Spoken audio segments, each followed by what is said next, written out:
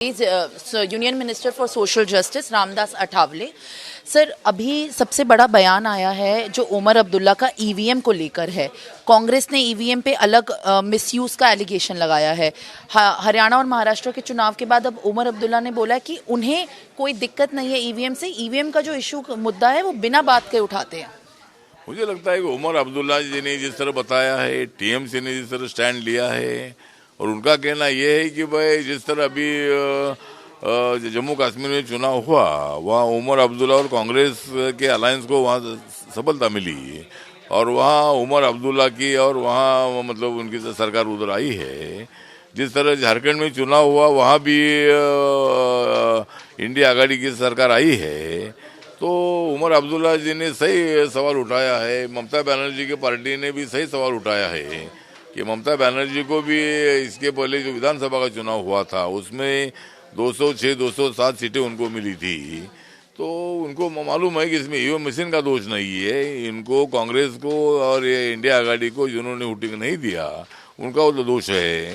तो EVM machine को राजनीति में लाना ठीक नहीं है। अभी ईवीएम मशीन को लेकर कांग्रेस पार्टी अलग हो रही है, और भविष्य में इंडिया आघाड़ी में फूट हो जाएगी, और इंडिया आघाड़ी एक साथ बिल्कुल नहीं रहेगी। नेता के रूप में ममता बनर्जी का नाम आ रहा है। सब बहुत सारी पार्टियां, लालू प्रसाद पार्टी से लेकर कई पार्टियां ममता बनर्जी का नाम ले रही है। तो मुझे लगता है कि भाई इस मुद्दे पर ये इंडिया आघाड़ी में फूट हो सकती है, और एक ममता बनर्जी के नेतृत्व में मतलब एक आघाड़ी हो सकती है, और दूसरी राहुल गांधी के नेतृत्व में दूसरी आघाड़ी हो सकती है।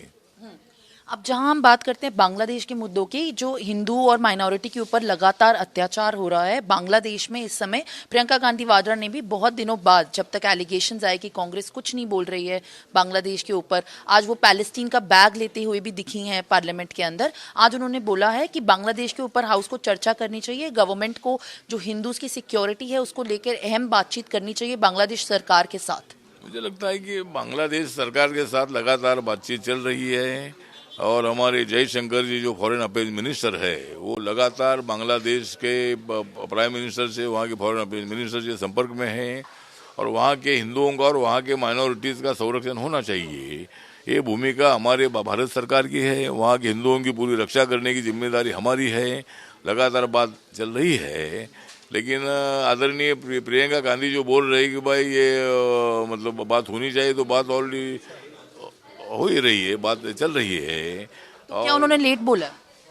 हाँ, तो मुझे लगता है कि बांग्लादेश पर कांग्रेस पार्टी ने कुछ स्टैंड नहीं लिया था। बहुत देर बाद अभी प्रियंका गांधी ने अपनी भूमिका उसमें मतलब उठाई है, लेकिन ऑलरेडी भारत सरकार इसमें सीरियस है, और वहाँ के हिंदुओं की सुरक्षा करने के लिए हमारा लगातार प्रयत्न जारी है। बांग्लादेश में जो स्कॉलर्स हैं, जो प्रोफेसर्स हैं यूनिवर्सिटी के, उन्होंने साफ साफ तौर पे ये बोला है मोहम्मद यूनिस की इंटरिम सरकार को कि पाकिस्तान और बांग्लादेश एक तरीके से बहुत हिस्ट्री शेयर करते हैं, और इस समय उन दोनों को यूनाइट होना चाहिए इंडिया में हिंदुत्व को ख़त्म करने के लिए। मुझे लगता है कि इंडिया का हिंदुत्व खत्म होने का विषय नहीं है। या हिंदू समाज की लोगों की संख्या बहुत बड़ी संख्या है, और कम से कम 70% से ज़्यादा लोग यहाँ हिंदू रहते हैं। बाकी मुस्लिम है, बुद्धिस्ट है, सिख है, ईसाई है, जैन है, लिंगायत है, ऐसे धर्म के लोग यहाँ रहते हैं। वो भी कम से कम 30-35% तक यहाँ लोग रहते हैं। लेकिन भारत जो जाना जाता है तो हिंदू समाज के माध्यम से जाना जाता है। जब भारत और पाकिस्तान का पार्टीशन हुआ था तब एक बाजू में पाकिस्तान, दूसरे बाजू में हिंदुस्तान ऐसा बोलते थे, लेकिन कॉन्स्टिट्यूशन के समिति ने ये तय किया कि भाई इसका नाम भारत होना चाहिए। तो जिस तरह भारत और अपना जो बांग्लादेश और पाकिस्तान एक हो जाए और हिंदुओं को ख़त्म करे, ऐसा कभी नहीं हो सकता है। तुम एक पहले थे भी, बाद में जब अलग हो गए, जब बांग्लादेश अलग हुआ तो मुजीबर रहमान को पूरा सपोर्ट भारत ने किया था। कई जो उनके लोग यहाँ आए, उनका हमने कई साल तक उनको संभाला था, और इसीलिए मुझे लगता है कि इसी तरह की बात करना ठीक नहीं है। बांग्लादेश और पाकिस्तान एक भी होते हैं तो भारत का कोई बाका नहीं कर सकते हैं। भारत की ताकत इतनी बड़ी है कि भारत अगर करेगा तो बांग्लादेश और पाकिस्तान का खात्मा कर सकते हैं। Thank you for speaking to us. That was Union Minister for Social Justice and Empowerment, Ramdas Athawale on NewsX. This is Simran with video journalist Sudhir for NewsX. For more such videos, subscribe to the NewsX YouTube channel, hit the bell icon.